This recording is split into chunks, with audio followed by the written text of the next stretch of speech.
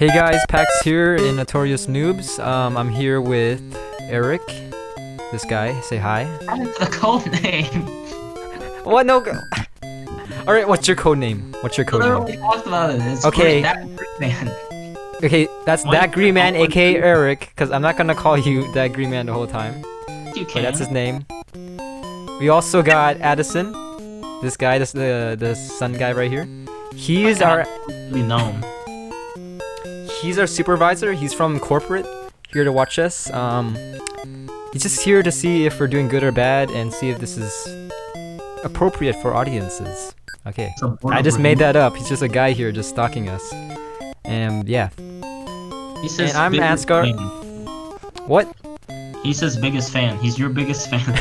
Yeah, he's a huge fan about Ronnie. Ronnie Firestorm. He's a huge fan of him. All right, and I'm Ansgar or Pax. You're probably gonna call me Ansgar, so yeah, that's my name. All right. Anyways, we're here to talk about Crisis Infinite Earths, one of the most ambitious crossovers ever. This out of superheroes and in general as a TV show, it really just connected a lot of things together, which was insane. But it had pros and cons, so yeah. Oh. So in this video, we're going to talk about 3 main points. First, we're just going to summarize it. Then we're going to list the pros and cons. And then finally, we're going to talk about the legacy and the future of CW and overall DC. Before I continue, I'm just going to say that there's going to be a lot of spoilers. Everything here is going to be spoilers, so you've been warned. Yeah, don't watch it if you haven't watched yet. Yeah, we're expecting that you already know it, or you just want to, you're too lazy to watch it, so yeah, you're here. And yeah. So basically, the episode starts out with basically a small cameo of Burt Ward. If you guys don't know, he played Robin in the 1966 Batman and Robin. Oh yeah. I would have loved to see Adam West if he was alive. He would have probably been there, but unfortunately, he did die a couple of years ago, which is sad. I loved him in Family Guy. He was amazing. Was it Family Guy? Yeah, he played he had his own character in Family Guy. What's amazing. Wait, wasn't We also see Titans. Like when I watched this the first time, I was like, "What the fuck?" I was like, "Holy shit!" Yeah, well, because everyone's here. I was like, "What?" And they appeared in the 5th episode. Yeah, they do. They appear later on, but I was like, "What? What the heck?" It's just I find this very funny. So basically, the scene they got, the Titans are just looking. I don't know. It just looks so goofy. They're looking at a fire, and then the light just shines on them. Yeah, you see Robin, Jason Todd, Eric's favorite character in that show, and you also see Hawk. So they're just they got this from that deleted ending of the first season. If you guys are wondering, and it feels out of place, but it was weird. It looked very weird. I was like, what the? But I was surprised when I first saw this. I was like, what? It's connected. I didn't expect them to be disconnected. They also showed a bit of Tim Burton's Batman, the universe, but they were gonna. They didn't show him. They were gonna try to connect all DC properties. Yeah, but I wasn't expecting that. I thought it was gonna be separate, but man, that's just crazy. That was the whole goal of this. I didn't expect that. At least you guys probably did, but I didn't. Yeah, until 5, it just makes it everything even closer. And then the Stargirl was a hint to that. So episode 1. What happened in episode 1? I mean, it set up the crisis, and Oliver died. Yeah, that's a major thing. Oliver died. So basically, all the heroes meet up at Supergirl's Earth. There's apparently, I don't know the exact name of the thing, but it's a totem that the Monitor set up, which slows down antimatter waves. And so, That's what it's called. Yeah, because okay, if you're a new viewer watching, basically what happens before this, there's a guy named Nash Wells, who's basically Harrison Wells, but Another Harrison Wells. Indiana Jones version of Harrison Wells. And so basically he accidentally sets up the Monitor. He accidentally unleashes the Monitor, which sets up the whole event. Do you think the CW likes Tom Cavanaugh too much? I mean, he's the most overused actor, to be honest, and I mean people love it. So there's so many of him. Yeah, it really just I don't know, man. It's either you love him or you hate him, to be honest. So basically, he accidentally unleashes the Monitor. He thought, not the Monitor, the Anti-Monitor. He thought he was trying to expose essentially in the beginning he's trying to expose the anti-monitor, but instead he Yeah. unleashes the anti-monitor and just sets up everything. He actually turns into Pariah, who Yeah. basically is the guy who just watches planets die. It's accurate to the Um, comics. yeah, it's just it seems very like poetic, like very ancient, and I kind of like that feeling. Yeah. What else? So basically, yeah, to make a standoff on Supergirl's Earth. I don't know what Earth is. Sure, it's Earth 32. Earth 32. Yeah, basically that. They try to. There are parademons, which are, in my opinion, they look like shittier Dementors, but it's up to I you. don't know if I don't know if they're actually Not parademons. oh, not parademons. Ah, I forgot. It's not parademons. Parademons is the dark side guys. What's the Yeah. name of them? Shadow. They're called shadow demons. That's basically Yeah, it. Shadow Demons. They basically look like shitty Dementors, in my opinion. I mean, their name Um, is accurate. mm, I guess yeah, they look like shadow demons. Anyways, basically the shadow demons try to disrupt everything because they wanna, of course, they want like the anti-monitor spread. They're working for anti-monitor. The heroes they tried, but eventually they actually fail. Green Arrow, like they're basically everyone's fleeing that Earth basically, and Yeah. Green Arrow basically sacrifices his life. I guess like holding them off so that people can escape. It's Yeah. ultimately, in my opinion, it's kind of pointless because Oh, spoiler alert. I mean, this is already a I don't spoiler, but know. everyone dies at the end. Like Yeah, everyone but except for the main characters. So that was a really cool scene. That yeah, it was was a like my cool favorite scene. scene. Yeah. That was my favorite scene of episode one, and it might be one of my favorite scenes of all of the Crisis. Basically, yeah, you got a very symbolic scene um, with Oliver Queen dropping his arrow, like his bow and arrow. That's like the last time he actually had it, ever. I think. Because I liked how like he just turned around. He was like, "It's not time," and And then it's not time. Yeah, he shoots the anti-monitor, and so yeah, like that shows that anti-monitor, like not the anti-monitor. I keep mistaking it. monitor. I keep mixing their names. Basically, he shoots the monitor, and it kind of shows that like monitor's not that powerful of a being, and so it makes him more human. Which later on you can see that he's basically human. Well, it's just Um, where did Oliver get the arrow from? I Like don't a know. It Tuesday was like it was like a stun arrow. He just shoots him, which like a stuns the monitor. because Basically, it the looked like green the monitor arrow. ported away. I don't know. Honestly, no. I don't know what happened. It basically takes the monitor off guard, and he just shoots an arrow, and he Well, basically no. he, He basically fends off. Like he fights a bunch of shadow demons, which ultimately gets him killed. yeah. And the ending was amazing. I actually like the ending to this. It really just sets the tone. Like you Well, thought the that's monitor was all smart and all knowing, but in the end, he doesn't really know anything. Like this was not part of his plan, and so yeah, Pariah was like, the world's gonna end and everything. that's So what it I was pretty like. cool. What are you trying to say? I like I like the like dark tone or like the sad tone. It's kind of like Endgame. Yeah, it really sets it up, like for Yeah, upcoming episodes. I like that. this was very much like Endgame. Yeah, this is basically DC's Endgame if you look at it. But in my opinion, Endgame is better. I'm just saying I that. like Endgame. All right, episode two. All right, episode two. What happens episode two? Episode two, they oh yeah, they talk about the Paragons and they figure out that there are Paragons and they have to go hunt them down. Yeah, so paragons are basically they're like chosen ones. Like apparently, supposedly they're supposed to prevent the anti-monitor. Like it's destined for them to prevent them, and they're They're gonna also, explain it more later on. But yeah, that's basically the they're also basis of supposed that. to be like yeah, they're also supposed to be like the best of like each quality that they represent. Yeah. So the paragons, I actually have it written down. There are seven paragons. Paragon of honor, truth, humanity, courage, hope, destiny, and love. And so yeah. So this whole episode, they're trying to find the paragons. The fuck. The monitor. My bad. Oh, The we're demonetized. You know what? Whatever. I don't even know what's happening with YouTube. Okay, it's 2020. It's just shit. Anyways, basically, they have to fight. I mean, not they have to fight. They have to find the paragons. One of the paragons is apparently at, I don't know how to. Is that Wayne Manor? Yeah.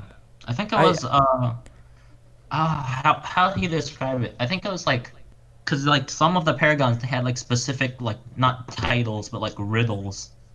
Like the It Superman was lost more than any human can bear or something. the monitor just sends most of them like in a fetch quest. Basically, they have to find a Superman who's lost a lot. I think that's what he says. Basically, He find a says Superman in a universe that's lost, like everyone. Basically, he said, find this or like the man who lost more than any human can bear or something, which shows you that it's Superman because he's an yeah. And the alien. thought of that is just amazing for me. Like I'm a huge Superman fan. Well, not really huge, but like I'm getting into Superman. Um, I really love Kingdom Come. If you want to get into comics, Kingdom Come is an amazing comic. The art and the visualization, it's just amazing. Like, oh my gosh, the Superman, like just the imagery, it looks so unique and cool. So basically, that's what the Superman like the Superman from Kingdom Come. That's what their inspiration is for Brandon Routh's Superman. Which, quote me if I'm not like, correct me if I'm not wrong. Is it the same Superman from the movie? Because Brandon Routh, the actor, Yeah, that actually was played a Superman. that was the point. Yeah, but the suit, it got inspiration from Kingdom Come, which I believe got inspiration from like a earlier Superman from the cartoons because it looks very similar, just the S. I might have just worn that suit in the movie. Yeah, but I feel like everyone just I'm gonna got it. check. I'm gonna check it. Because I'm pretty sure the suit came from an earlier time, like 1930s, 1940s. The Superman cartoon, he had like a weird looking S with black stuff. Okay. The Superman in the movie did not wear the suit. He wore the normal yellow one. Yeah, but okay, but like in the end, you see him with the regular one, so like it shows like kind of like a change. Like that Superman lost everything, but I don't know. It's weird. Yeah. I don't know. I'm not really fond of that Superman, the Superman, to be honest, because whenever I see him, I see Ray. Oh, Just that, looking. that's the I mean, point. they're the same actor, I know, but like, he doesn't look like a Kingdom Come Superman. Like he doesn't look. He looks optimistic, but I He's don't know. not supposed to It's be up the to me. Kingdom Come Superman. He's supposed to be his Superman, just with the Kingdom Come costume. Yeah, but the idea is the same. A man who's lost everything. So I Yeah. expected him to be a lot more edgy and less toned down as he is. He's still Superman, so Yeah, he but can't be edgy or something. he still has that like Ray feeling, like kind of like a goof in a way, but Uh, I don't know. well, in the movie, he was kind of a goof, because that's how I don't Clark know. Kent. I've only seen a few scenes of that movie. I actually have Quest for Peace right next to me right now. I think I've Superman Quest seen for the whole Peace. movie. You also have Kingdom Come Batman. Same thing. Well, not really Kingdom Come Batman again. They got inspiration from him. You're gonna see him later on. He has like a metal suit, which I love. Kevin Conroy as Batman live action. That's like everyone's fan. Like that's everyone's dream. The only thing we need now is a Mark Hamill Joker live action. Like I like Kevin Conroy Batman. yeah, Kevin Conroy Batman's nice. Yeah, he's pretty cool. Yeah. So He's basically, off camera. Lois Lane, CW Superman, like the Superman we know, and Iris West, they basically go around looking for Superman. Also, when this happened, apparently Lex Luthor stole the Book of Destiny and is killing off Superman. So like they're trying to save them and then also find the Superman. Yeah, and then you get introduced to your favorite Superman. Wait, was Supergirl with them? No. Okay. Wait, no. Oh yeah, Wait. and then yeah, okay. No, he wasn't. She wasn't. Oh yeah, and then we get introduced to my favorite Superman as of right now. I actually have the DVD right here. Smallville Superman makes his appearance. He has a minor role, but I'm a roll. all right, It was Addison, what's that what called? are you doing? Addison's Yummy. topping right now. No idea about anything you're talking about. Hey, as long as you approve of us, okay? If you're into our conversation, we're getting to it. Five Okay. star on Yelp. Okay. Basically, we got Smallville. No, Basically, we got Smallville Superman, and it's a small scene. He made a small cameo. it made Basically, an impact. yeah. Basically, the whole gang is trying to is talking to him, and they try to like warn him about Lex Luthor killing people. They get teleported out, And then we find out that this Superman, like, Lex Luthor pulls out kryptonite. He shows it to Superman, and then we find out that this Superman, Yeah, he like, does he gave not up get his powers. Yeah, and I kind of like that because, like, I've been watching the it. recent episodes of Smallville, like the first seasons, and like every episode had kryptonite, and it's got kind of boring. You're like, oh, he's weak again. Yeah, well, because it shows this Superman can move past his powers and just be like who he wants to be. Yeah, kryptonite had a huge part in the Smallville show. Like all the colors that really like got, like that's really a huge part of that show, and it's the impact of it. And I really like that. Like Superman, he's basically older. Some people hate this because like he gave up all his powers, and people wanted to know what is going on with Superman.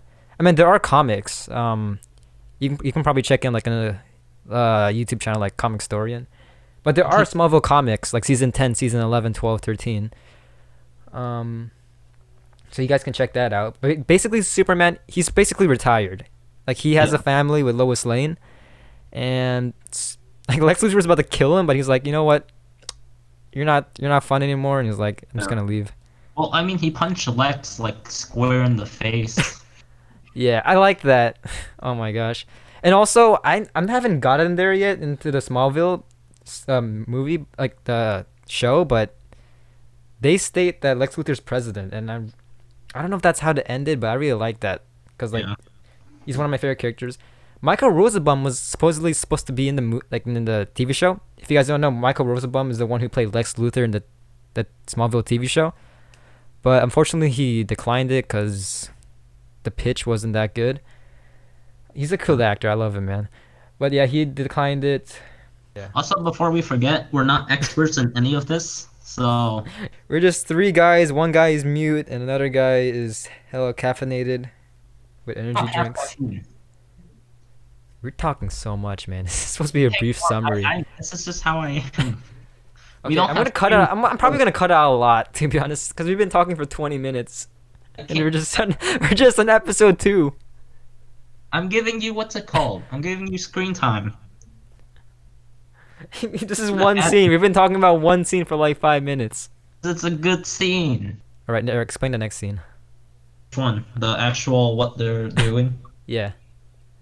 Okay, so basically, they then go to the Earth where they meet the actual Paragon Superman, and then they learn that he lost all of his family and friends in the gas attack at the Daily Planet. This is Brandon Routh Superman, by the way, the Kingdom Come inspired one. Yeah. Yeah.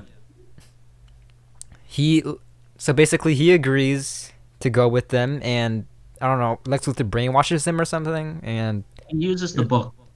yeah, there's a small fight, but everything ends up well. I believe they all go back to the Wave Rider. Because oh yeah, I forgot to mention this. They're at a Wave Rider, and that's where they're meeting up, I think, right? Yeah, and also it's like a weird Wave Rider. It's not the Yeah, main it's like an alternate Wave Rider for some reason. I don't know why they did that. I just realized, does that mean it's an alternate Mick the whole time? Yeah, it is an alternate Mick. Yeah, they actually went to another Earth, got another Wave Rider, and I don't know why they did that. Wait, Eric, what's going? You're a Legend specialist. What happened in Legends? Why couldn't they? Don't say a lot, but What? I'm not saying a lot. is the Wave Rider I'm just okay? Because but at the very beginning, it was Sarah and Ray at the bar, so they were just gonna like have a night out and like win the game. But then they got fast, they couldn't like react, so then they couldn't like call the other teammates. No. The reason why they didn't do it, they're like, I don't know what she really says, but she's like, I don't want to worry those guys. Too, but also because wait, no, I think she said she didn't want to drag them into another crossover. Which like, is I kind don't of know like a why. letdown. I feel like they should have introduced like everyone. I feel like everyone should have just came here together. Like this is probably the biggest crossover ever in Legend CW has history. So Yeah, but Legend has a weird thing about like not being in crossovers. yeah, I guess. No, but no, they were in the other ones. No, I'm pretty sure Firestorm was in the Dominator ones, and Yeah, before that. Because in the Crisis on Earth X one, like they kept talking about like they don't want to be in Crisis, or I don't know about that one. But then the one I don't know, man. Like, what were they doing? Like, this was a huge threat. You might as well should have shown them. Like, if they, what were they doing? They messed around. Like in the Elseworld one, they weren't even in the crisis because they like broke time to where like now Nate and everyone was in the Yeah, but weird. everything is okay right now, right? Like, You cut out, but okay. because now there's magic and like, uh, Yeah, basically not everyone is here. That's what I'm trying to say.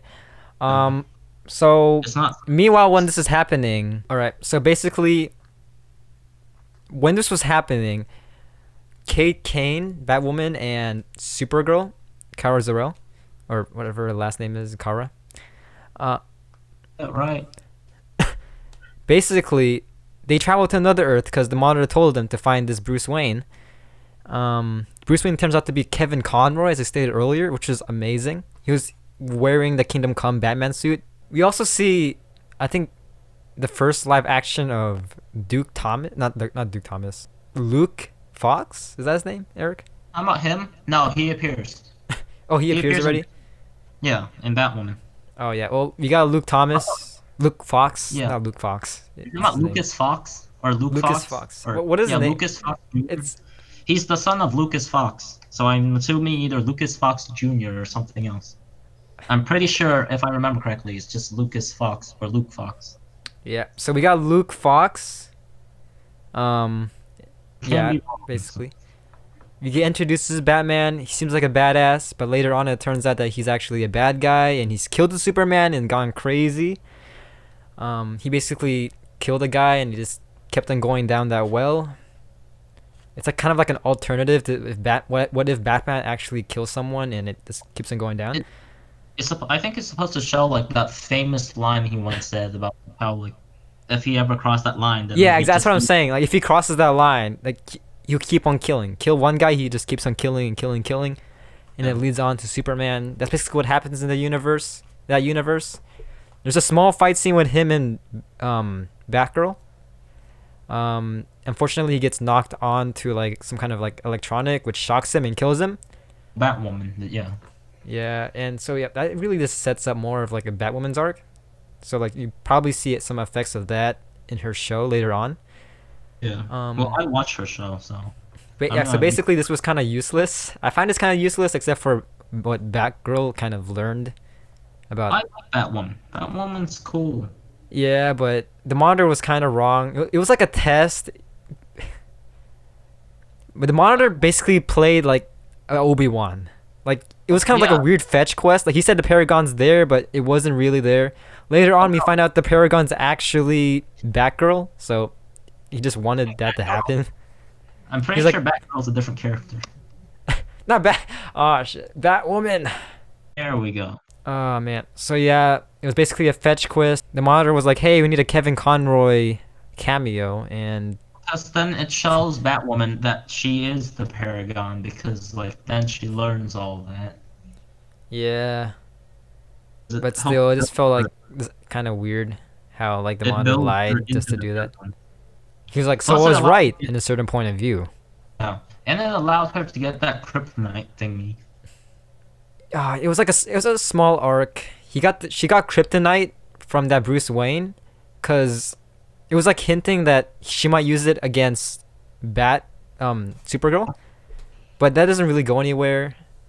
I mean, it Because like does. Supergirl was willing to do anything to save everyone, and so she got threatened. That was like kind of like a Batman thing to do, which is kind of cool to hold that. That doesn't go anywhere. They're like, hey, we trust each other. Keep that just in case.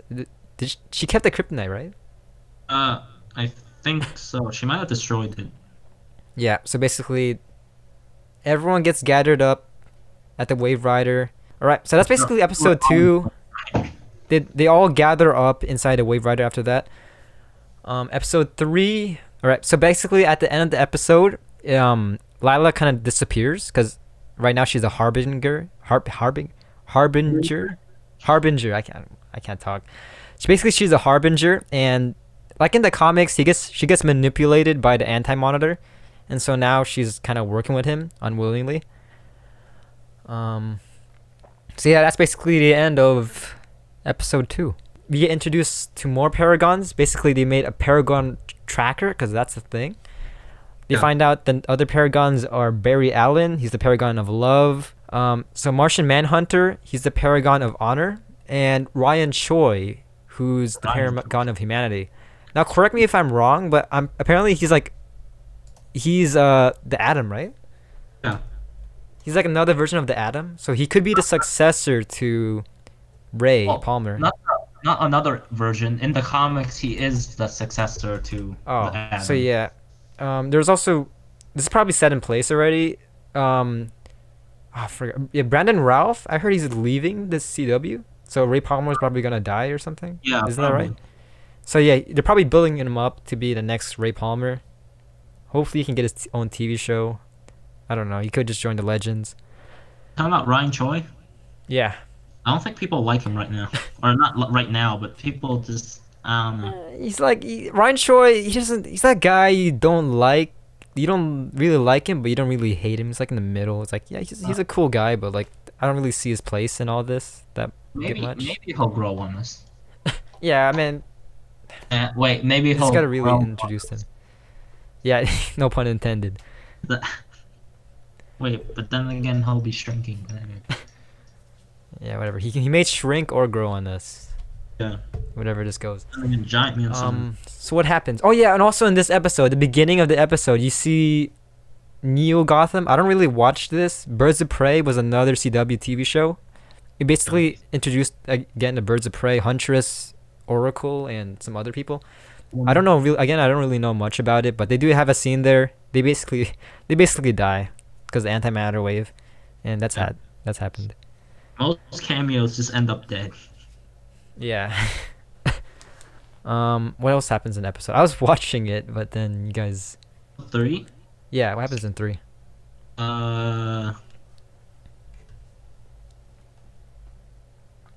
It's like the in between episodes, so it's hard to remember. 1 and 2 were big, and then 4 and 5 were big. So 3 is kind of like the Oh yeah. the middle. So in this episode, so basically John Diggle enters the Wave Rider and he finds out about everything what happened to Oliver. He's like, "Oh, I wasn't there. I can't believe it." And also he finds out what happens to Lila. She's gone missing. He kind of hates on. Was that episode 2 or episode 3? No, I'm pretty sure this is episode 3. I literally watched it like an hour ago. Okay. Part of it. Yeah, he finds out Oliver is dead. What's her name? Sarah Lance proposes to use the Lazarus Pit to revive him, basically do the same thing to what Oliver did for her. No, basically she revive didn't. him. Well, that was the plan, but Mia and Oliver or Barry came up with that. No. I remember this. I watched this. Mia and Barry came up with it, and then she disagreed, but then she went along with it because Mia said, talk to me when it's your father or something. And then she was like, okay. Did it happen in episode 2? I think so. Okay, this is nice. That's why I remember. Because I remember when the Alright, monitor long was story short, Sarah Lance, John Diggle, and and Barry. Mia. No, not Barry. I don't think Barry had much to do with Barry this. went. Well, I don't know if he went, but he definitely like agreed to the plan and wanted to do it. What was Barry doing in this situation right now? He was either going to look for like the source of the anti-monitor wave, or he was doing that. I'm pretty sure he was there. Or Eric, explain it, because I don't really know what happened to Barry in this episode. Well, okay, maybe he wasn't there, but basically they find that there's a source to the anti-monitor wave. So then Barry and Cisco, Barry, Caitlin, and Cisco like went to look for it, but Cisco didn't want to go because he didn't have his powers. But then the monitor said the vibe is needed, so he just waved his hand and Cisco became vibe again. Because he could do that, yeah. Apparently that's possible. And then they find where Nash like found the thing, and then Pariah appeared, and then Cisco touched Pariah to figure out his memories, and then he unlocked the door, and that's when we learn about the 90s Flash, which is the Flash that we see. Yes, I'm remembering this now. Basically, the 90s Flash is like on a, I wouldn't say cosmic treadmill, but he's on a treadmill basically. he's keeping like the machine running, and if he stops, it kind of like goes all to hell. Yeah. Was He's it like also Was it a totem? no, that was the anti-monitor wave source thing. So yeah, the source was in Earth One. He was on a treadmill running. So basically, what happened here? They try to figure it, or at first they didn't know what it was. So then I think after, like, I think he tried to run at it, and then he slowed time down so he could see the Flash, and then the Flash told him to basically eventually figured out that they could vibe him out of there. Yeah, but in the end, they kind of like And also, they find out Black like Lightning, in Black the end. Lightning appeared. Hmm? Oh Black yeah, Lightning, Black Lightning helps them actually. Like what just stabilize out it? of nowhere. He just comes out of nowhere. He's like straight out from Markovia, whatever they're doing in Black Lightning. And what does he do? He shocks the treadmill. Well, he like I think he gives it power so that they like have more time. Yeah, Or he but takes like no, he takes the energy that it's shooting out. no, basically they had to escape the place, and the '90s Flash actually kind of sacrifices himself, killing him, and it Yeah. brings closure to the show because once again, this is another CW property. It was '90s Flash was a show back in the '90s of the Yeah. Flash, Well, and it it was has a closure to that. I like it.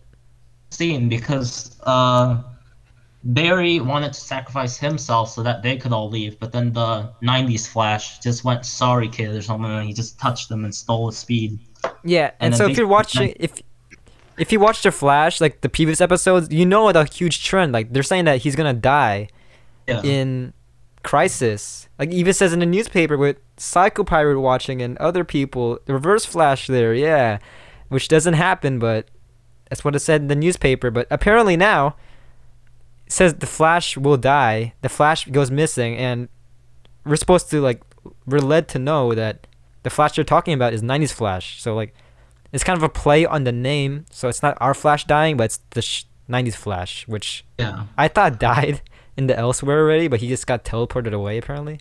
yeah. Don't know why he didn't die. They just saved him. Actually, No, I because think the Anti-Monitor saved him. Someone saved well, him. I don't know. it looked like the monitor teleported him away, but then he ended up in the anti-monitor's hands, so I don't know what happened there. I mean, the Anti-Monitor fucked his world up, so I don't know. Well, not the Anti-Monitor. The Monitor screwed up his whole world. That's So why. But then the monitor also teleported him away and all that stuff. But then apparently the anti-monitor got to him, and then have him built that machine. So yeah, what happens next? Uh, I mean, the thing Basically, is, a bunch of stuff happened. There's a small arc with Mia going to like an alternate, like basically the whole crew with Oliver's dead body. Mia, John Diggle, and um, Sarah Lance. They go to an alternate Earth with an alternate Jonah Hex who doesn't have a scar. They beat him up, giving him the scar. Apparently, there's a Lazarus pit under there. Fun fact, especially in an animated TV show, Jonah Hex is actually the son of Ra's al Ghul, so that's kind of cool. Nod to that. Basically, they revive him. He's crazy. Unfortunately, they have to like go to purgatory to revive him to well, it's like the his same thing mind. with Sarah. Yeah, they got his body, but they haven't gotten his soul. So basically, we have a small cameo of Lucifer. Basically, Lucifer Morningstar. They go to that universe. They have a cool kind of like small talk chit chat with him and Constantine. Apparently Constantine won like a bet or something, so he redeemed a favor, which was getting a card which goes to purgatory. They want to basically they get a card, go to purgatory, and get Oliver out of there. That's basically the whole plot. They get to purgatory, but get this, they're able to get his mind back. But the thing is, out of nowhere, fucking Jim Corrigan comes out of nowhere and he's like, "Wait, you can't come with them. You got to become someone else, something else." It just came out of nowhere for me. What are you trying to say, Eric? I mean, it kind of makes sense because Oliver. I don't know if it's been hinted at, but like Oliver wears the green and like he's angry, and then like Spectre's supposed to be God's wrath, I'm pretty sure, or not vengeance, but yeah. and then Yeah, also but it like just came out of nowhere. Like I Mhm. wasn't expecting the Spectre just come out of nowhere. It's like what? He just comes out like, wait, hold on, yeah, you're not coming. You're supposed to be the Spectre. Like my he work just here is comes out from done. Yeah. So basically, everyone else is sent back to the Wave Rider. Everyone meets up there. Um, they have like a small realization. Lila comes there. They have a small realization she's not Lila. They had this weird kind of, I don't know why, but it reminds me of Mortal Kombat fight with the Monitor. Lila fighting a Monitor. Lila kills the Monitor, and basically everything all goes to hell. Anti-Wave is coming. Antimatter. Pariah's like, wait a minute, I know what to do, and he teleports all the Paragons to the vanishing point, which is outside of time, so the antimatter won't affect it.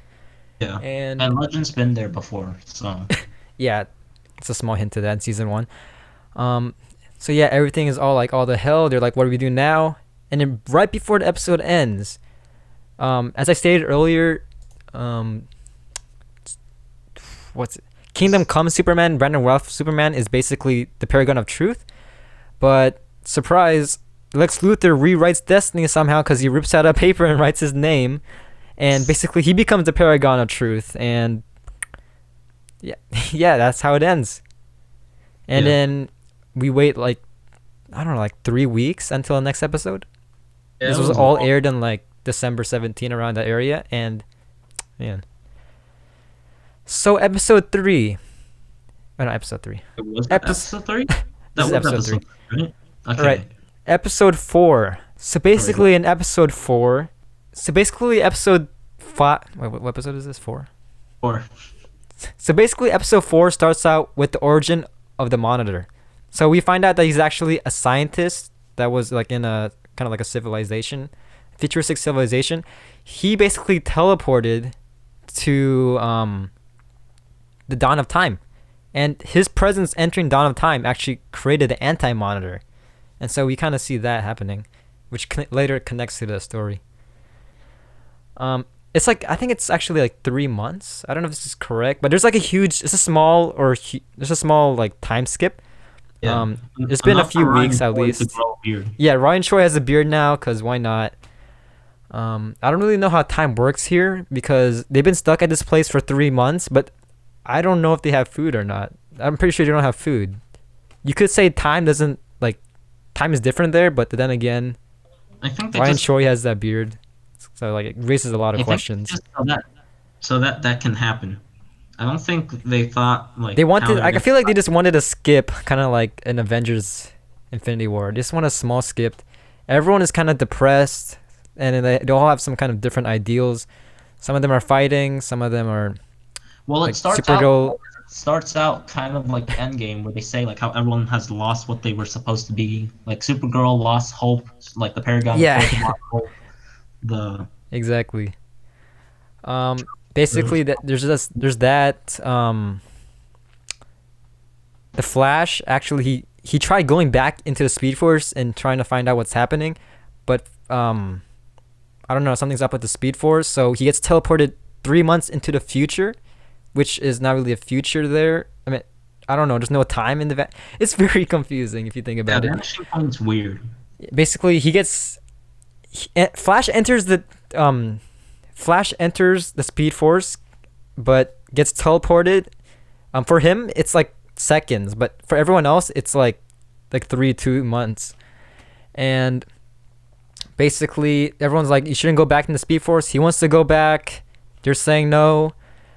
Before this, we actually got like a small scene of Jim Corrigan and Oliver Queen, like kind of like at Purgatory or the Leon U. They're basically we got a small montage of a bunch of fight scenes of Oliver Queen, so that's pretty nice. It was up to like season 5, I think. They 'Cause were after saying that, there wasn't any. his whole life has prepared them for this. Yeah, so like it shows us that Oliver Queen's like fully embraced Spectre. So basically, he goes to a vanishing point and he's like, "No, you guys have to go back to the Speed Force." Barry's like, "I don't know how to do this." He's confused, and so He also told them there's no universe, so probably Yeah. the Speed Force doesn't work anymore. no, like he said the solution is to go into Speed Force. Like that's the thing, like Oh, I'm solves like talking everything. Barry was confused because Barry was like, "There's no multiverse left, so how like the Speed Force probably messed up, and then It, Oliver it gets says like very he. confusing. I feel like this whole thing is kind of like a filler. I mean, it's not. Basically, It is important. Oliver unlocks Barry's potential by touching him because that's the thing Spectre can do. Yeah. So he tells him that tells Barry to run. You know, the iconic run Barry run thing.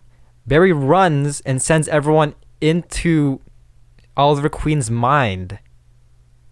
So Oh it's no, he weird. sends them into the Speed Force, but then their Yeah, connection is broken. he sends it But to then the Speed Force, but it's connected to Oliver Queen's memories. no, because it broke. So then Oliver, in order to hold He's them all holding it, together, yeah, sends them but it's into connected his. to his memories basically, though. Yeah, So he's like life support to the Speed Force. kind Um, of.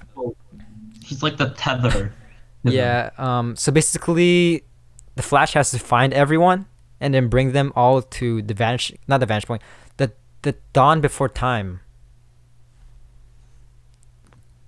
Yeah. So basically, oh yeah, we get a small cameo of Ezra Miller's Flash, who's the Flash from the movies, the DCEU movies, which I don't even know if it's called DCEU anymore. Um, basically, he has this cameo where they're just talking and then touching each other's suits. They're like, "How's this happening? What the heck does this mean?" And it's really just a small cameo. Um, Ezra Miller fades away. So like, what do you think this is, Eric? I don't even know what's going on. Well, they're just connecting it to the CW, Yeah, kind it's of. actually they're But basically connecting it to the movie, like the the because movie to the CW show. I don't know, I never watched Justice League, but he said something about like I told Victor Oh this was. yeah, I remember that. Yeah. So basically, I don't know. I think he's experimenting something with Victor, trying to go to like other times. So you might see this in the future Justice League movie or Flash movie. So tune in for that. Yeah, Grant Gustin should make a cameo. Yeah, I would love that. Just show the same scene from the show, just like copy paste it. What else? There are rumors though that this scene was forced by Warner Brothers. So Maybe. yeah, maybe I don't know. It's just rumors. Like the DCEU doing so badly that the CW is trying to help it out. Like, oh my gosh, yeah. I find that hilarious. Okay, what else happens? So basically, everyone is scattered around Oliver's memories. Yeah. Well, there was I don't that really know important. the point to this. They're just really just interacting with Oliver's past memories, like the characters in that. I don't really know the point to this. We see memories of the It could be his Dominator. send off. Yeah, I guess it's just like a memoir. This is okay. This is an Arrow movie, like Arrow. Like this is an Arrow episode. This aired on the TV show, so I guess it fits with the Arrow vibe. Just kind of showing past events. So it shows. Yeah, it basically just shows past events. I don't really know much about them. Eric, you can probably just elaborate on the events. Because a lot of the scenes show like important scenes. Like for Kate, it gets her to know more about Oliver because that was the scene where even Ray, like the most trusting person, hated Oliver at the very beginning because he thought he was a murderer. Yeah, I don't really know much about the early seasons of Because there was, Arrow. I started at like season and I, 5. It was after Damien Dark. So yeah. I started at the very beginning. So yeah, you know more. Yeah, because at the beginning he just started killing off people who like what he was saying. Yeah, so I guess it's like overall Arrow is a his whole hero's journey is amazing. Like it's really he is a round character. Yeah. Oh, what And else? then we also get to see that cool scene where like Barry learns that Oliver sacrificed everything, or at least fully Yeah, it realizes gives that. them closure cuz if you guys don't know in Elseworlds, um basically Oliver Queen makes a deal with Marnovu, the Monitor, that like basically the Flash and Supergirl were supposed to die in that like in that crossover, but Oliver sacrifices himself, makes a deal with um I don't know why, but I just want to say Dormammu.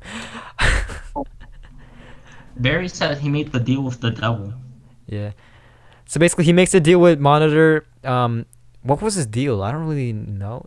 He just Basically, said this. well, because he basically went in there and he said that like if he wanted like if this was a true test about the best like people, then it would be them and not him, and that he's full of darkness while they're not, so they're their best hope. And also, he said, like, is this the first time you're being confronted? And then the monitor was like, surprisingly, yes. And then,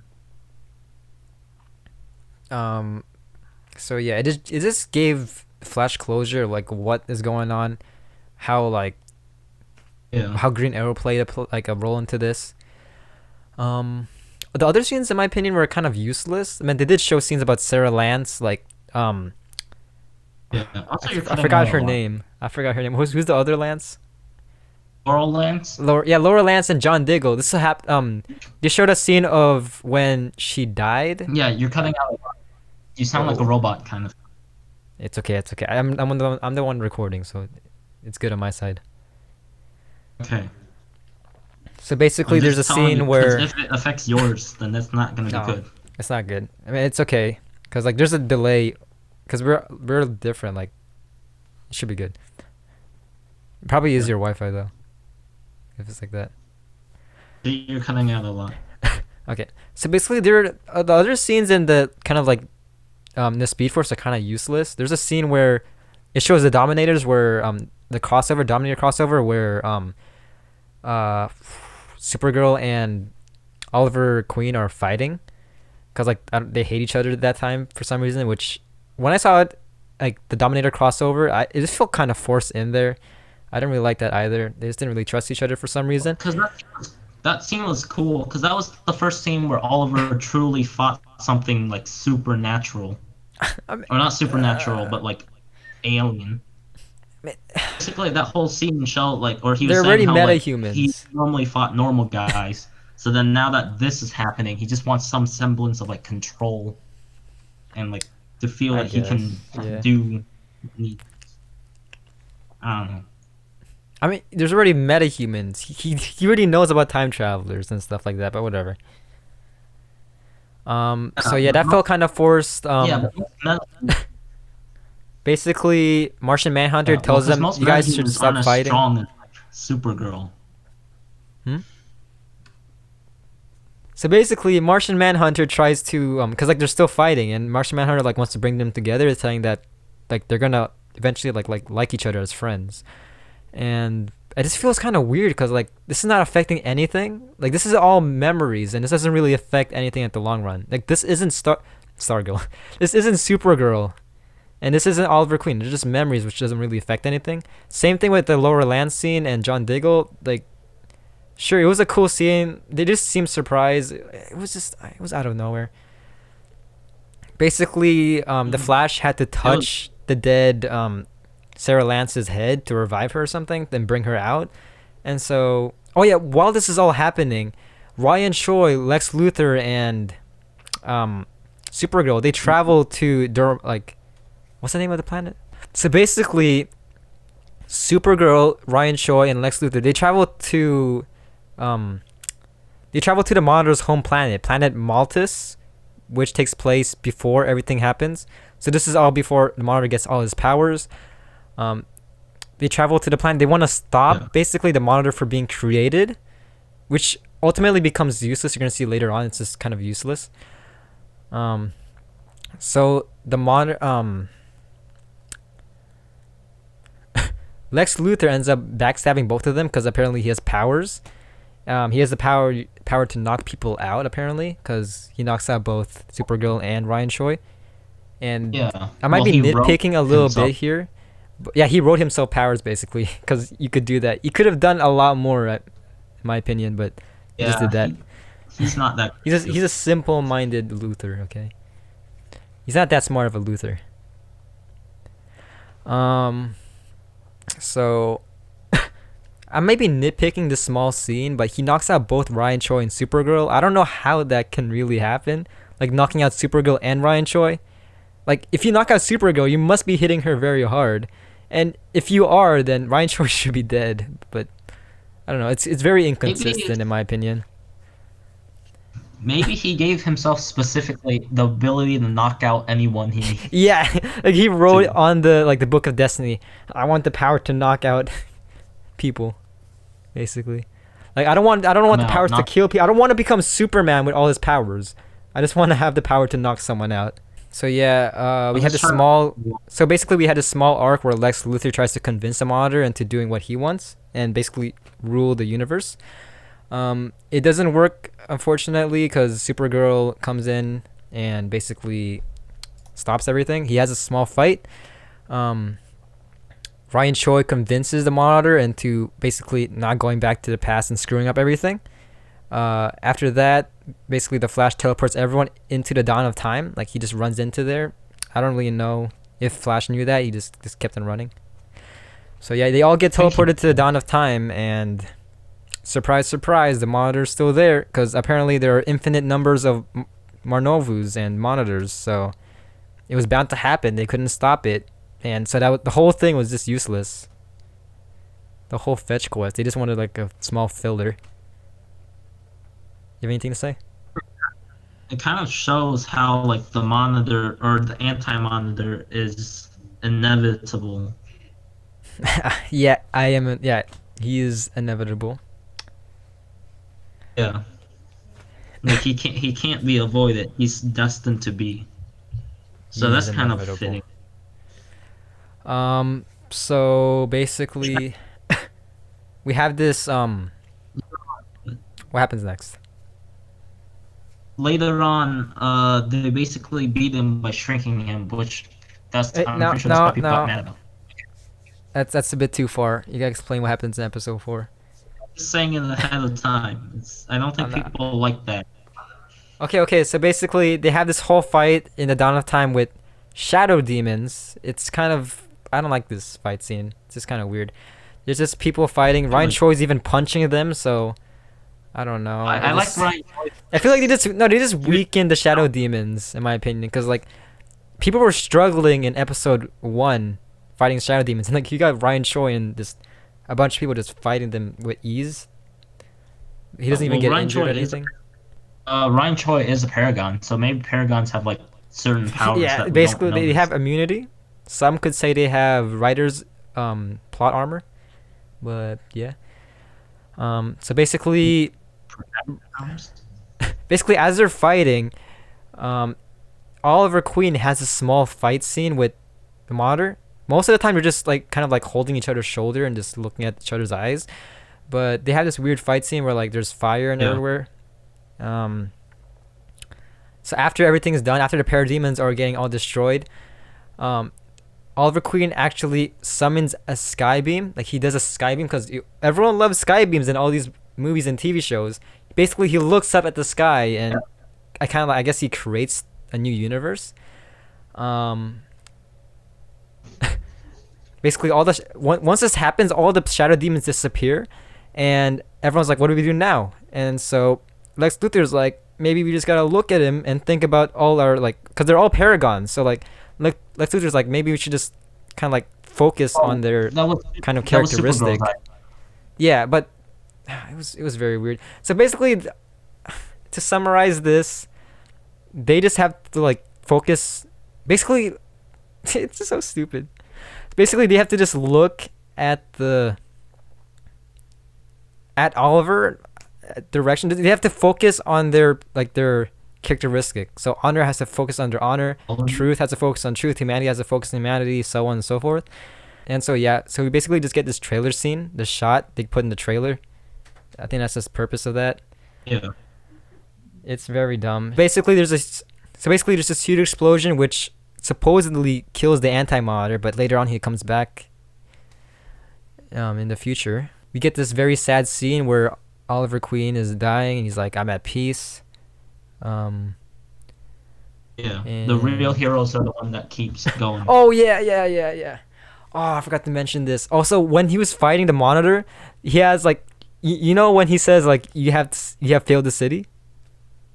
I failed this universe. Yeah, he's like, "You have failed this universe." Which now looking back, it sounds. I feel like he should have said multiverse instead. I'm kind of like nitpicking, but it would make a lot more sense if he said like, "You have failed this multiverse," because like he really just destroyed the whole multiverse and failed that. But it was okay. I like that. It was like an updated version. What do you say? I don't think it really matters. Yeah, it doesn't really That's matter. just like his I'm just famous. nitpicking. So yeah, we got this sad scene where Oliver Queen is dying. He tells Barry and Sarah that like he's at peace right now, and he basically dies. What happens at the end of the episode? And that's like the ending, right? Uh, I'm not sure what happens at the very end of episode 4, but Yeah, I think it I fades think to it just black. concludes. All right. So episode 5. Yeah. Episode 5 starts out with Kara waking up, and then like she's like, "What the heck happened here?" She's like at her apartment waking up, and basically they're in like a new universe, basically what that one that Oliver created. And so she looks at like a news report or something. I don't know. As I said, we don't really watch Supergirl that much, but we do know the characters. Although, yeah, again, we don't watch the show.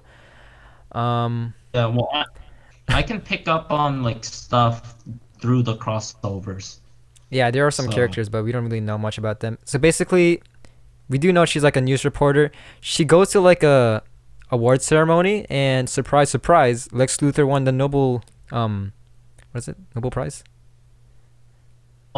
Peace Prize. Peace Prize. Yeah. So I want to say Lex Luthor priest. wins. Lex Luthor wins the Nobel Peace Prize because he had a say into rewriting the universe, and he kind of saved the universe. So it's fitting. That's basically the end of him. You're probably gonna see him more in Supergirl. It rewrites a lot because like the relationships in the show, like if you watch the show, people view him as like he's a bad person. Like I don't know Mina. I don't really know much about. I don't really know much about Mina and her arc, but apparently Lex Luthor betrayed her. Now they're okay. They're like friends, and everything's all good. Everyone loves him, and the organization Supergirl actually works for is under Lex Luthor now. So they kind of just rewrote it, and basically Lex Luthor is gonna be the next bad guy in the whole Supergirl arc. So that's if you like Lex Luthor and are not annoyed of him right now, then I guess that's good for you.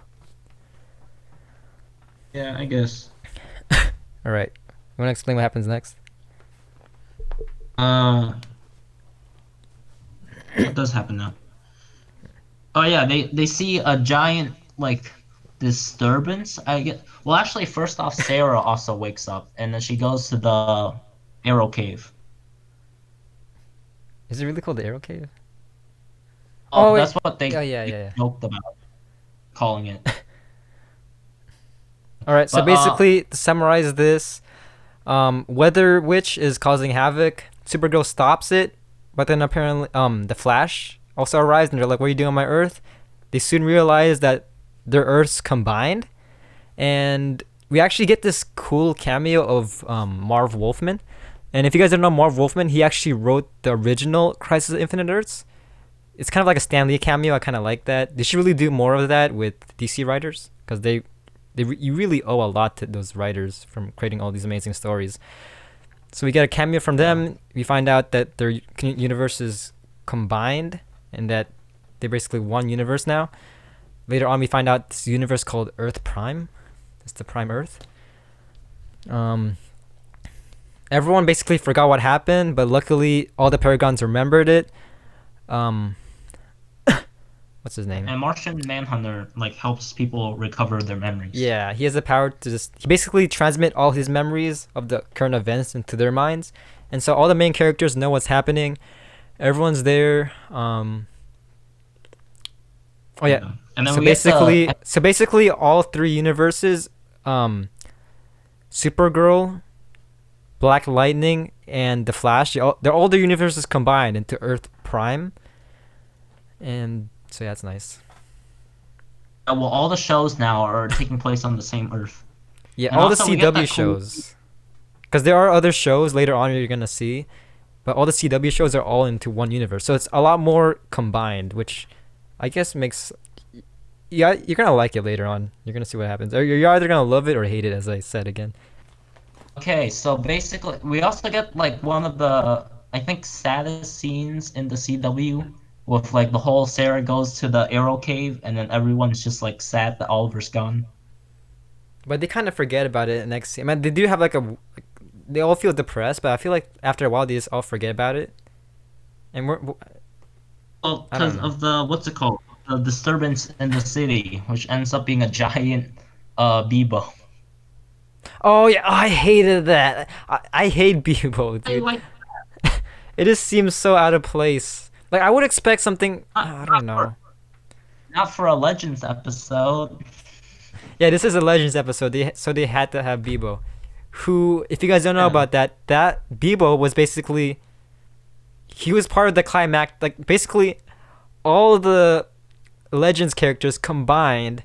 This is a spoiler, so if you don't want to hear this, this is a spoiler for season 3 Legends. Basically, they all combine into Bebo because why not? They introduced Bebo as like a fictional toy, so Bebo's Bebo, and they fight this like demonic demon, Yeah. and it was just stupid.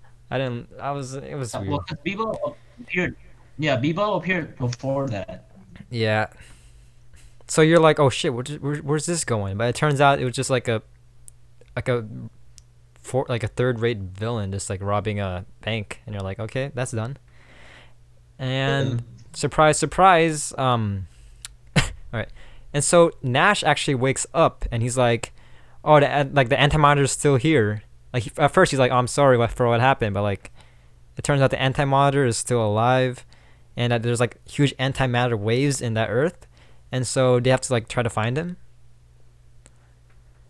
What basically happens is they have like this fight scene with the antimatter. Like it's very toned down in my opinion. I feel like it should have been a lot more big, like a lot bigger.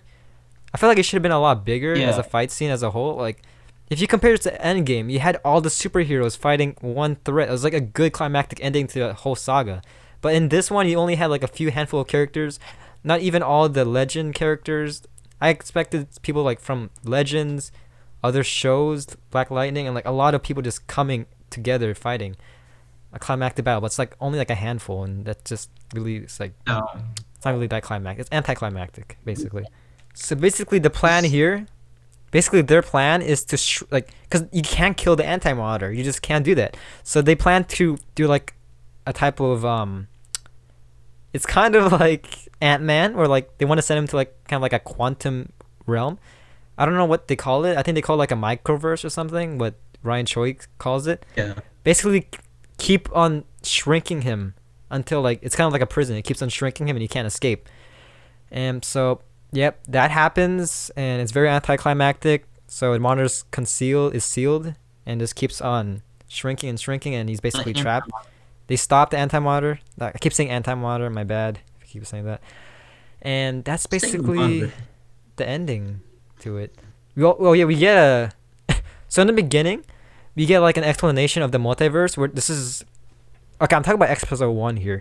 In episode 1, we get like an explanation about the multiverse and how it formed, and that's the same scene where we see all the other Earths getting destroyed and stuff like that, like all the other cameos. Yeah. So basically, this is like the same thing, but with Oliver Queen narrating.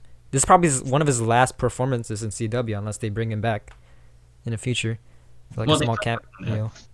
Yeah. So he basically says the same thing. We see other universes, so other shows, DC shows, which are supposedly gonna come. You never know. Something's gonna change. We got some Yeah, ongoing apparently not. shows. You got some ongoing shows that ended, and some shows that are coming. Everything's CW now. Yeah, no, not really CW, but everything's connected. So Okay. we get like DC That's Universe why- shows. We got Titans, and you got Doom Patrol. Okay, but I have a problem with this because Doom Patrol and Titans, they're in separate universes, but in the shows they seemed connected. Like Beast Boy came from Doom Patrol, so like they connected each other. Beast Boy came from Doom Patrol, and it was weird. Maybe Beast Boy. Maybe Beast Boy traveled to another Earth. Well, actually, no, because I this is don't know. rewritten. Yeah, I This guess is a rewritten hmm. universe, so it's Yeah, so Doom Patrol is separate now. I don't know why they did that. It's very funny. I don't know why this is a weird scene. If you guys haven't watched Doom Patrol, you guys should watch it. It's an amazing show. It's the scene you see just summarizes everything. It's just all weird and just jumbled and just crazy. You, Fucking Larry you should Trainer's describe like X Larry mentality. Trainer's like twerking the whole time. I was like, what the fuck, man? Yeah, well, you can describe Lex or Flex Mentalo, Oh yeah, and they'll probably get yeah. This Flex Mental. Look up Flex Mental on YouTube. What? It's a show that's funny, but you shouldn't watch it with kids. It's not really. You gotta be very mature, and it's amazing though. I really love the show. Yeah. One of DC's best shows, in my opinion, so far. Um, Also, I love the scene with Swamp Thing because once they showed Swamp Thing the scene, Green Arrow is basically like universes rise and fall. And if you guys don't know, Swamp Thing ended because of disputes, like a real disputes. It got canceled because of disputes with North Carolina. I think it's North Carolina. They're filming in North Carolina. He's trying to get us fired.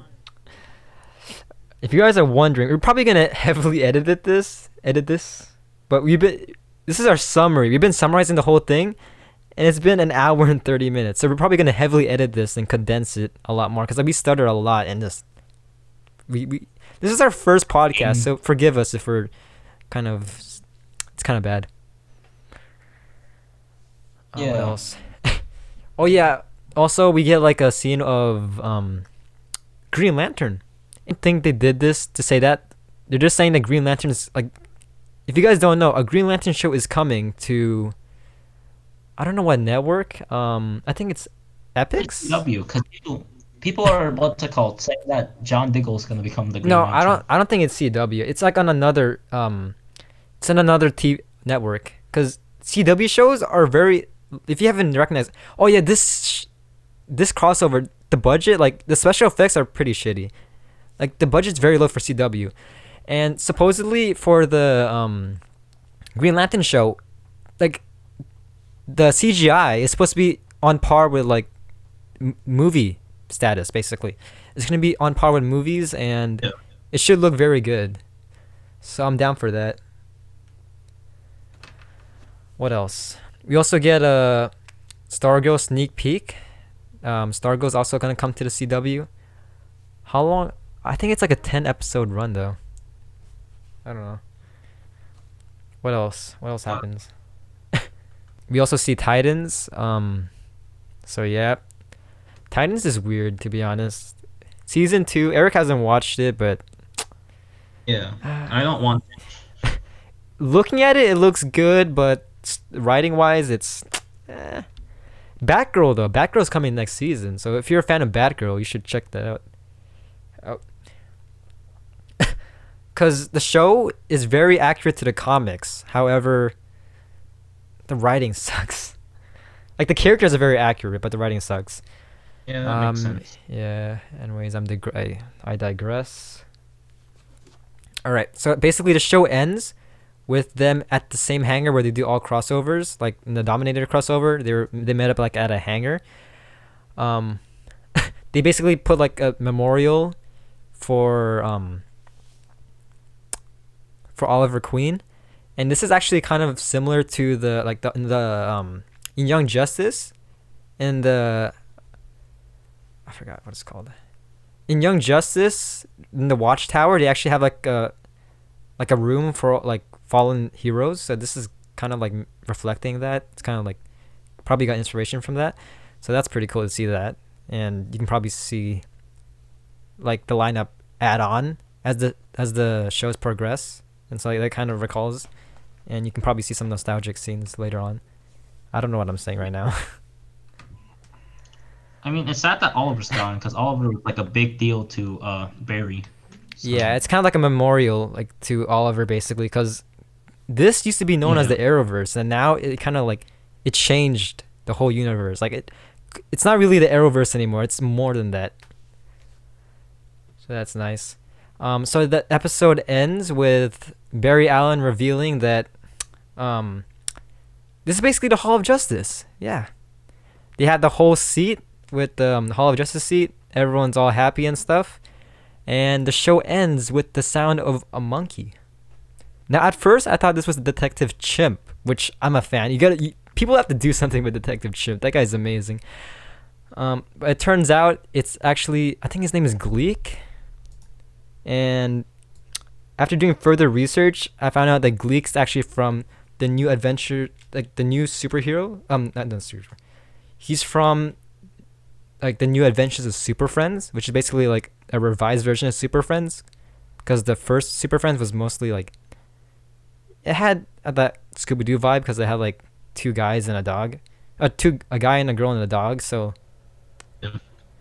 it's That basically does new not. Super Friends. Yeah. That sounds. No, because like back in the 70s, they had a lot.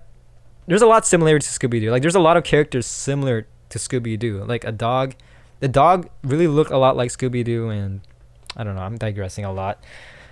So yeah, that's how it ends. That's our summary. I don't know how long this is gonna be because we've been doing this for an hour and 30 minutes. Wow. I'm Yeah. probably gonna Well, 'cause condense this super short. So yeah. remember how like during the Barry and Supergirl crossover at one point they mentioned like the song Super Friends. So I think that was alluding to. People didn't like that the musical. I like that musical. I don't know. It's either you like it or you hate it. It's Basically, fun. this crossover. All right, so we're done with the summary. Let's move on to the pros and cons. Eric, what did you like about this? Let's start about what we liked first. I can barely understand you. But I liked how like it played on everyone's like character arc and how they just overall grew as people, kind of. It's hard to explain, but it's something you have to watch to like experience. Hmm. Kind of like if Endgame was on TV. Yeah. One thing I actually like, I believe it or not, I actually like Lex Luthor. This may not be my favorite Lex Luthor, but honestly, I pretty much love all the Lex Luthors. Thinking about it, but this Lex Luthor is actually like one of the most accurate to the comics apparently, and people just love him. Like the actor, he was supposed to only do like 3 episodes of Supergirl, but it's extended so much, and now he's probably gonna be like in a couple of seasons of Supergirl and so on. So I like how they added another Lex Luthor, and everyone just loves Lex Luthor. It's like so big because it's one of those things where like if you ask someone if like what made Endgame great, they'll have to like think about it a long time because it's just the culmination of everything we've seen. All of this started from one guy who came back and just wanted to be a superhero or just a Yeah, hero.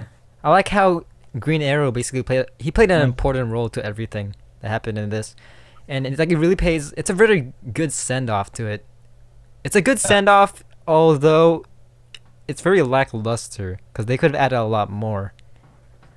Like the whole season, the whole season of Arrow so far, you haven't seen maybe like in one scene, but you haven't really seen Felicity, and Felicity is like a huge part in his life. Yeah, but I think it's because you can't because she's supposed to be at the house, and that's what they decided on. Wait, where? A house? House, because at the end of at Wait, the so end the of whole season, time she's just at the house. yeah, because no, at the end of season 7, Arrow like went away, and then I think it was like a year or something. But they had the kid, like they had Mia, and then they just lived there until the Monitor came and Yeah, took Oliver away. but like it felt very lackluster, as in like when Oliver died, but they didn't show her at the end. Like they didn't show her at all, especially after like they didn't show her reaction to Oliver dying when people told her.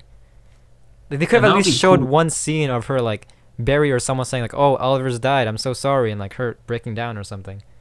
Yeah, Cause she was very I don't know. emotional. Like Maybe it's especially in season 7, how the season 7 ended. Like even that ending, like we don't know what happened. Basically, in season 7 of Arrow, the Monitor basically this is okay. So the future Felicity basically she goes with the Monitor to like some unknown place. I don't know where she went. She just goes with the Monitor. It's like okay, I'm ready, and then they head off. she And went. She went to where Oliver is. yeah, but where was she? It would be cool 'Cause if you saw her at the dawn of time somehow. Like just like oh maybe. my gosh. This reminds me a lot of like Injustice, where like Oh my gosh, Injustice Blue Beetle is amazing. Cause like in Injustice the comics, basically Blue Beetle. If you guys don't know, Blue Beetle and Booster Gold have like a brotherly relationship, and like Blue Beetle, like, oh my, I can't explain it. You just have to. Man, if you want to see that, you gotta read like, go to Comics Explain, look up Injustice, cause he explains that a lot. The comic's amazing. So basically, essentially, Blue Beetle tells, no, Booster Gold tells Blue Beetle that he's gonna die and that he's gonna be there at the end. And so like when Booster Gold, or when Blue Beetle is getting killed, Booster Gold is there, like, cause like he's at the end. It was just very touching scene, cause like Yeah, they know but they're I mean, gonna die. yeah, but how Blue Beetle died was kind of dumb, or I not dumb, like but it just seemed it's a lot of time traveling. Basically, when dumb. Blue Beetle, again a spoiler alert, when Booster Gold died, Blue Beetle was with them, so it was like they were both with each other when they died. Yeah, but in Injustice 2, because like spoilers, but when Blue Beetle dies, I'm pretty sure doesn't he just get eaten by Orca? Blue Or Beetle? not eaten, but like because of Orca. I don't know. It's been a while. He gets killed by like dogs, like hyenas. I think. I don't know. 'Cause in Injustice Okay. 2, I'm pretty You sure know, at one we're point. digressing. We're getting off topic. Get back. No spoilers. Yeah. We're only spoiling Crisis, Oh not anything no. else. But yeah, check out Injustice 2 comic. Oh no. That's just amazing. The first one is Yeah. amazing too. It's worth a read. Both of them are pretty good. Yeah. Uh, we need more pros. Well, because we can't put it into words how good it was. Oh, I can put how bad it was into words. It all started out with Oliver. This is more like Oliver's send-off than real Crisis. This crossover basically ended the Arrowverse. Like it expanded into a much bigger universe. Yeah. Um, and basically united everything DC: movies, TV shows, not the animated cartoons because that would be kind of awkward, but basically most of the live action shows are all connected. Like like even Tim Burton's Batman is somehow connected to this universe, so it's insane. Okay, what else? All right, so cons. I actually have a lot to say. I have a lot to say. So, You know. Psycho Pirate. If you guys don't know, Psycho Pirate he played a big role. He played a role. I don't really know much, but he played a role in Crisis of Infinite Earths in the comics. And in Elseworld, I don't think it was, they even introduced him. So, I don't know. I feel like he should have had a presence here. Oh, and Reverse Flash. If you watched the trailers of this, you saw Reverse Flash in the trailer. People were like speculating he's gonna come back, but no Reverse Flash. Where was he? Even in Flash, if you guys were watching Flash, when Nora Allen, okay, spoiler alert. Basically, in the end of Flash, I'm not gonna say anything, but at the end of the Flash season, what season are we on in Flash right now? that was season 5. Wait, yeah. Yeah. All right. So basically, at the end of season 5, the Reverse Flash basically says, "See you at the next crisis," hinting that he's gonna be in Crisis Infinite Earths. But no, I don't know what he was doing. I mean, he's a very important character to the whole multiverse. So I guess he just They was have running and got erased. I don't know. too many Tom Cavanaughs. Yeah, they have too many Tom Cavanaghs. I would have loved it if somehow, um, Nash Wells um, was actually the Reverse Flash because it kind of shows how Team Flash is kind of like gullible now, and like kind of just accepts all the Wells. Yeah, people expected him. I really hated that he wasn't there. I really love to see him. I mean, you hate it more than I do, so you can think of stuff. Um, I don't really hate this, but now John Diggle has a daughter. It's it's very weird because before Flashpoint, John Diggle had a daughter. Like biologically, he had a daughter. Not what's the other guy? The one that got adopted. Uh, Connor Hawk. So basically, before Flashpoint, John Diggle had a daughter, but then after it, his daughter turned into a son, and Yeah. then now his son is a daughter again because his son No, turned out to be like a Deathstroke, part of the Deathstroke gang, which was like no, evil organization. now he has both. Now he has JJ and Sarah. No, no, wait, really? Pretty No, because sure. he adopted the Connor. Well, all I think I don't know if they said the name, but I'm pretty sure I definitely remember him saying, "Sarah, come here. Your baby brother wants to play with you." Yeah, yeah, I remember that, but the baby brother is Connor now, because like We they don't know who it adopted is. him, right? Didn't they adopt him and like they had a whole episode No, of him like getting adopted, right? no, they didn't. I'm pretty sure. Well, no, they had the episode of like him bringing his son to talk to Okay, who's Connor's biological father? uh, Bronze Tiger, Yeah, whatever his and real name so is. what? But the thing is, um, th- He uh, never died, so no, no, you the can't thing is, adopt him. JJ turns into a bad guy. So I think this is how, I think this is the writers retconning that JJ basically wasn't born because he was such a bad guy, and now he's Because a daughter. He has a daughter. So or yeah. or they could retcon it to where JJ This was watch the born. next episode. Watch the next episode of Arrow. We Never might explain it. I specified. don't know.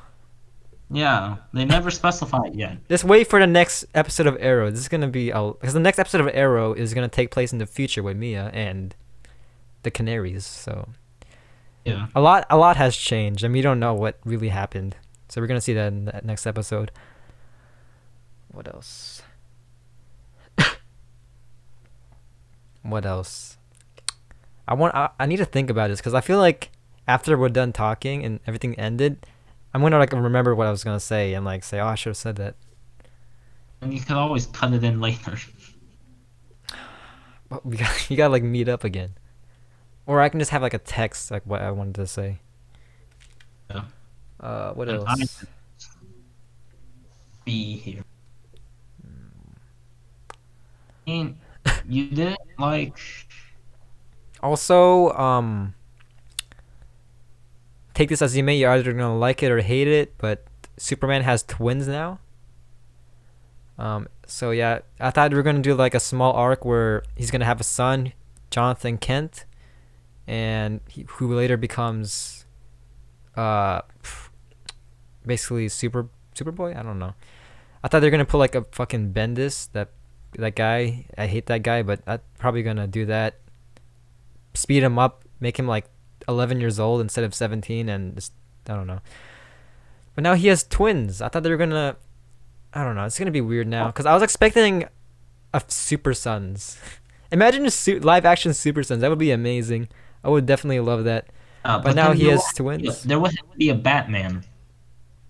I mean, they could make a Super Sons with Superman sons, but no, Batman's in the universe, but he's somewhere. But there's no Damian Wayne.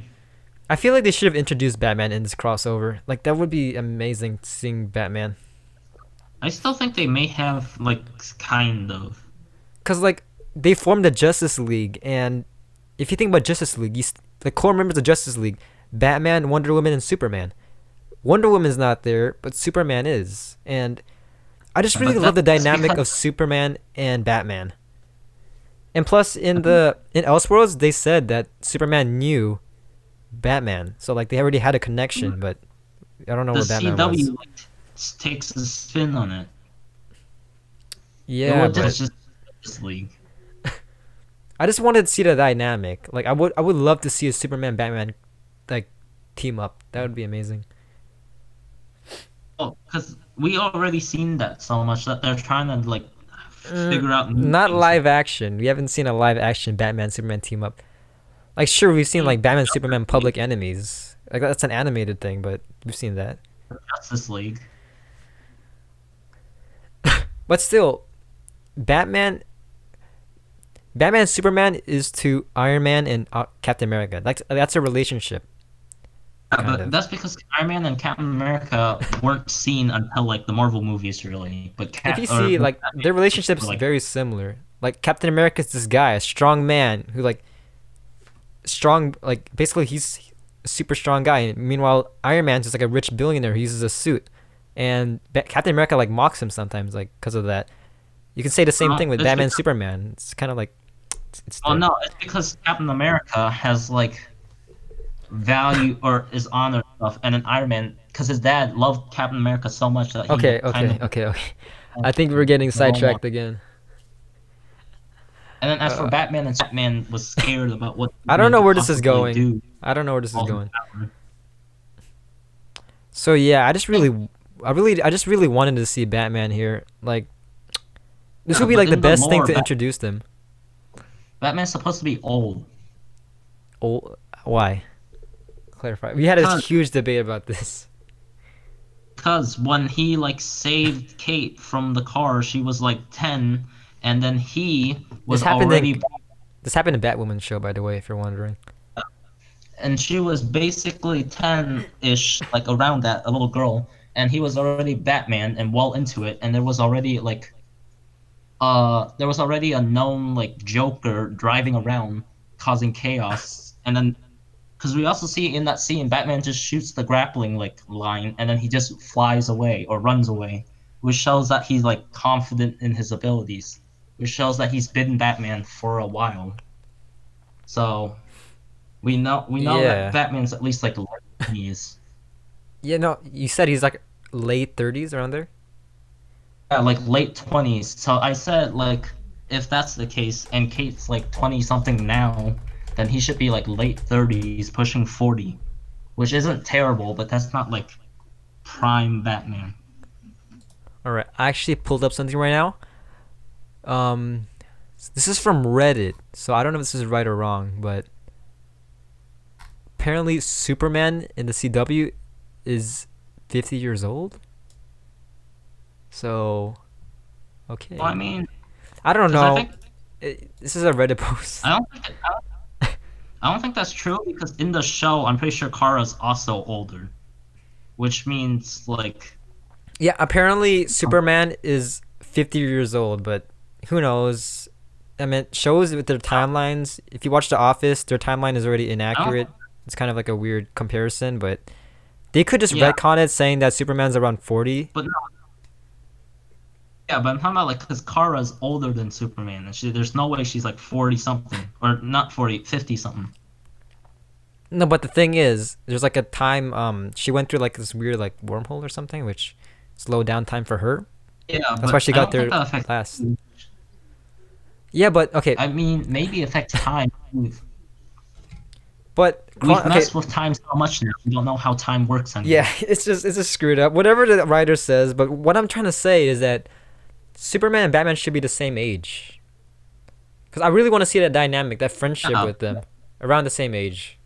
Kind of like, again, yeah. the CW Superman, like he could be whatever age, but then they would have to make him kind of look that way. And Okay, there's no okay, like we Kryptonian had this gene. huge debate. Okay.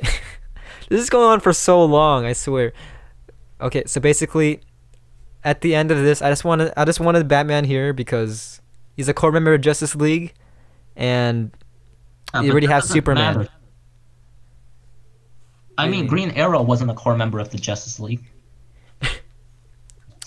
and Sarah Lance is a CW exclusive. You know what? You know what? Okay. You know what? Moving on. This has gone on for so long. Oh yeah, the CGI wasn't that good. I mean, the anti-monitor fight at the end was just laughable. He just grew big, and you just see the horrible. I know this is a TV show, but I feel like it should have been a lot better. At least make the fight a Oh, lot more climactic. Like, what did they do at the end? They just fought him.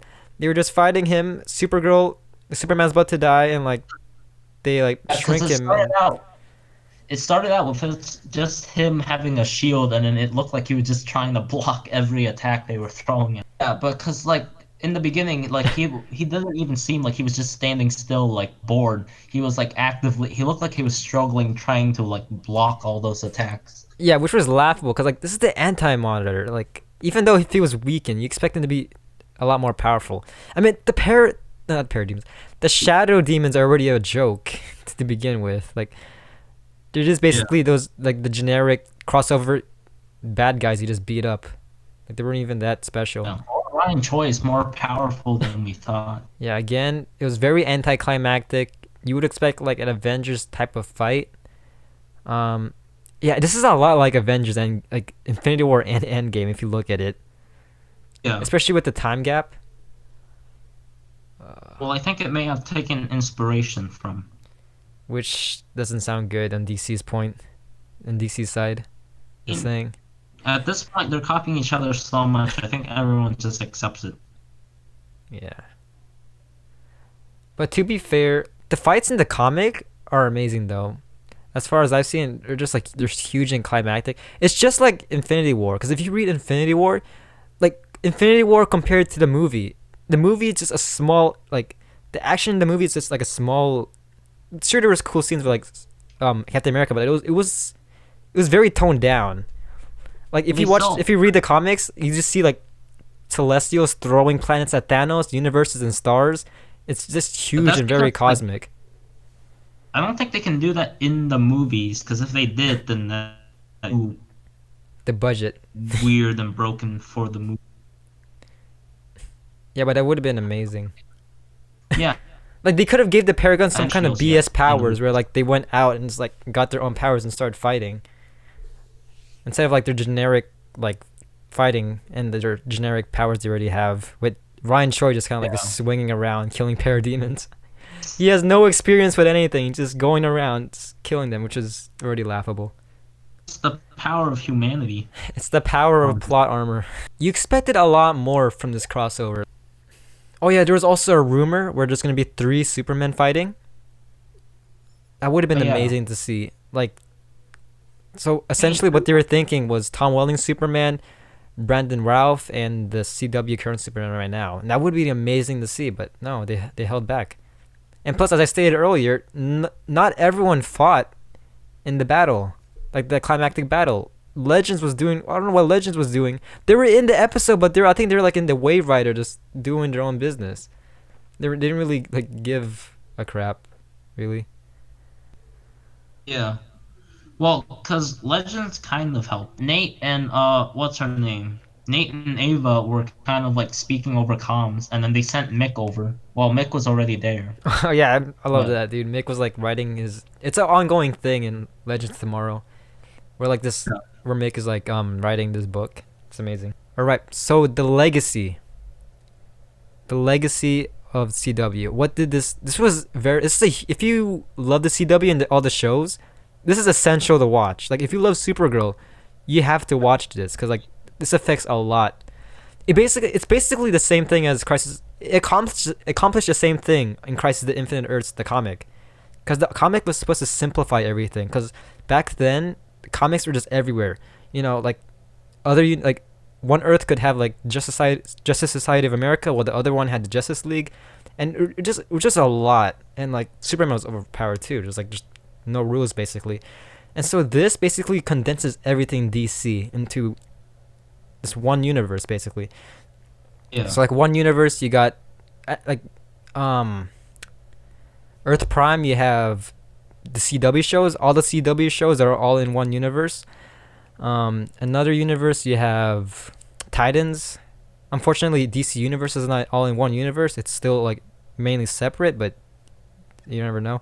So it really leaves us open to possibly a crossover with those shows, which would be pretty weird. If like Doom Patrol had a crossover with CW shows, because Doom Patrol is They can have, PVMA, while yeah, they CW is giant. PG-13. What do you say? Well, they could have a giant crossover and just tone down some of the more like raunchy shows. Yeah, that would be amazing though to have like all these shows just cross over. I'll be insane. Imagine like because DC Universe is its own thing, and while actually I think it's Stars. That's where the Green Lantern TV show is gonna be in. It's gonna be in Stars. I'll be insane. Imagine a crossover for like 3 different networks. I don't know how that's gonna be possible. That's just huge. I mean, it just takes a lot of like talking to other companies, I guess. Because that's what I love about DC. All their characters are united. Warner Brothers owns most of the DC characters, if not all of them. Meanwhile, Marvel, I mean, Marvel's doing a good job. They're uniting it, but it takes a while. They're still like Sony still owns Spider-Man, and Spider-Man's subject to Because change in the future. Marvel's He could just, united. Marvel's united, but the shows aren't. So that's the only problem so yeah. far. So like, remember earlier this year with Spider-Man, like there were rumors that he was gonna leave. Like that was a real threat. Spider-Man, like Spider-Man was about to leave the MCU because of Sony. Like it was legal reasons. It was because of the contract, which is probably one of the worst ways to kill a show. Not because the show is like the show can be doing good like Swamp Thing, but if you bring on like legal reasons like um disputes with filming, that could like just take out the show no matter how good it is. So that's a Yeah. very huge problem. I hate that. Like in the future, Marvel can be like unite. Marvel will never really be united if you think about it, because Sony can always pull out. Like Sony can Oh, always pull out the deal if they wanted to, but but Warner there Brothers are DC, that's not really gonna happen. but there are also talks about how Disney can just buy Sony because Sony has set a price for Spider-Man. They said $10 billion, and then Disney said they might buy it for $5 billion. Yeah, But then also unless yeah. But the but thing then is, there are as a also talks business move, I think it's yeah good for Sony to just keep like the contract, because like they're gonna earn a lot more money if they keep the contract than that, in my opinion. not But I don't really know. because then this or Sony might lose, but Disney always wins with like everything that can happen. Because there are also talks about how Apple might buy Sony, All and right, if Apple buys Sony, we're getting off topic here. Marvel, We're getting off topic. Marvel, right? We're getting off Disney. topic. So basically, Disney can own every Marvel like Sony owned thing for free. Okay, we're getting off topic now. We're talking about Marvel.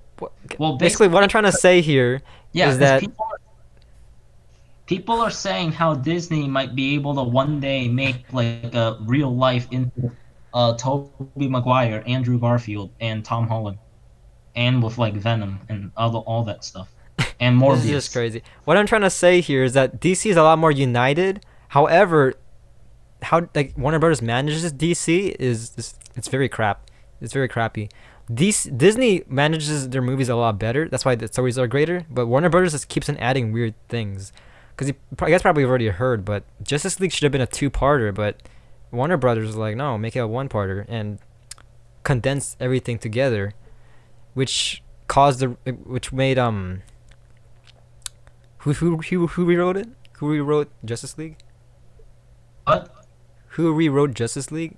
Zack Snyder left, and there's another guy. So basically, the reason why Justice League was so bad because Joss Whedon rewrote everything. So that gave you Superman's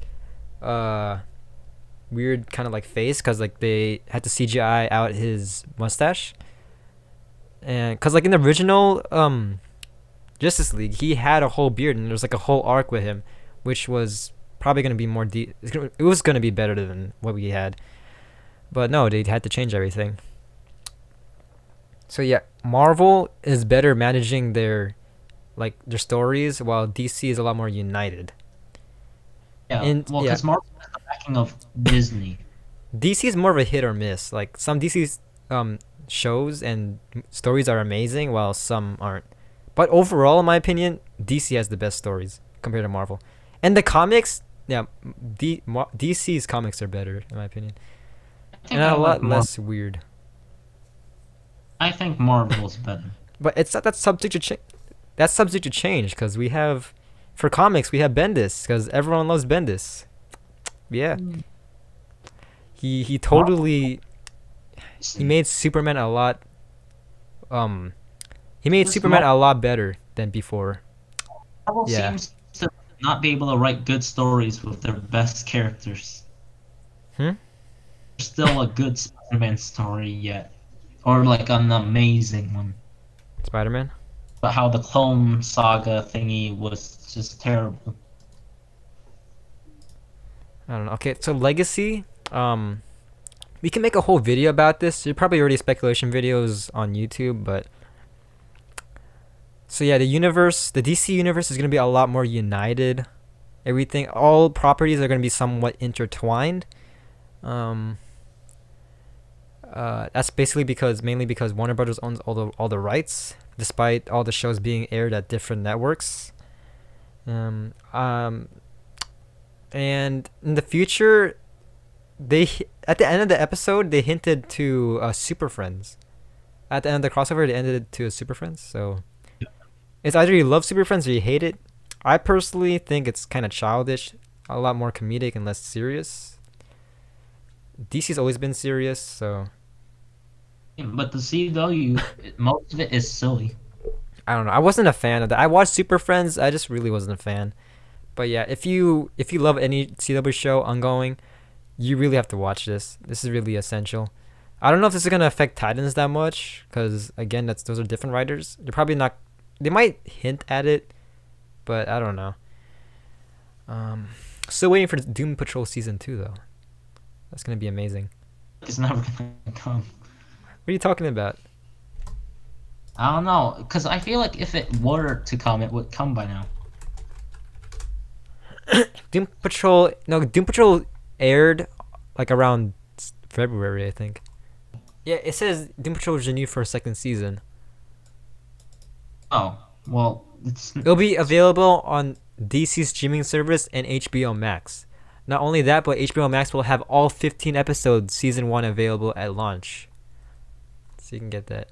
So if you guys want to watch Doom Patrol, then I suggest going for well, if you like DC in general, I suggest going for DC Universe. There are some good shows, especially Young Justice is there and some classic movies. $9 a month. I'm not sponsored, but I would go for it.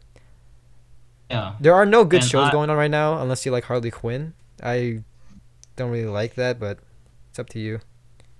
All the really like live action shows have ended. All right. Alright. Well, we're probably gonna get fired. This was a nice talk.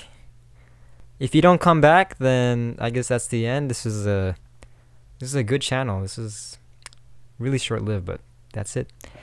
So yeah, guys, that's gonna be the end of our video or podcast. Hopefully, you guys enjoyed it.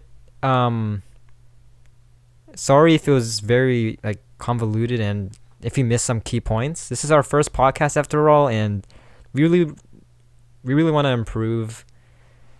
There's gonna be more podcasts. I don't know. It depends on, I guess, Eric in general, because I really want to do this like a weekly thing, but I don't really know how it's gonna work. I wanted to do one about Arrow after everything ends. Yeah, I could maybe. Yeah. So write down in the comments if you liked Crisis or not. This is probably like one of the last major thing out of 2019 if you look at it. Like out of movie wise, we had some shitty stuff and some good stuff in 2019, and it depends how you speculate this. Like Rise of Skywalker, same thing. Either you love it or hate it. Some people love it, some people hate it. Eric here loves it, and meanwhile I'm like in the middle. I never watched it. That's how much I hate it. What? Rise of Skywalker. You haven't watched it. That's how much you hate it. Yeah, I don't like Rise of Skywalker. I know it's probably bad. You know what? We should. Oh my gosh, I wanted to make a video when it came out, but I didn't really have the time to do that. If you guys want to see a Rise of Skywalker video where we talk about it, say like the good points and the bad points, I don't really think Eric here can really critique it since he hasn't watched it yet. You should watch it. Alright guys, so yeah, leave in the comments if you liked it or hate it. Hope you guys like this podcast. Be sure to drop a like. This channel is relatively new. The time I uploaded this, so expect more from this channel. And yeah, I'll see you guys on our next video. Peace. Bye.